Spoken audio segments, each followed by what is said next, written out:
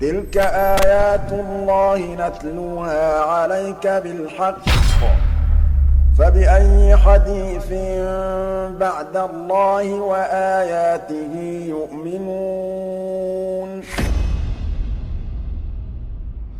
Lorsque la débauche se propagera au point que les gens la commettent ouvertement, alors ils seront touchés par des épidémies et des maladies que leurs ancêtres n'ont pas connues, c'est-à-dire des nouvelles épidémies et des nouvelles maladies. Subhanallah.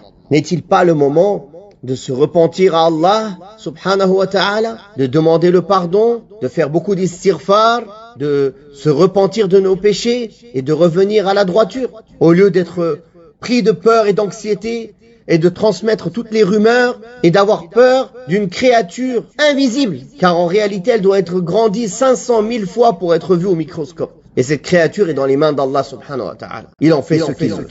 Il en fait ce qu'il veut. Il est celui qui est capable de toutes choses, Allah subhanahu wa ta'ala. Et il est Ar-Razzaq, celui qui donne la subsistance. Mes frères, la santé fait partie du rizq d'Allah.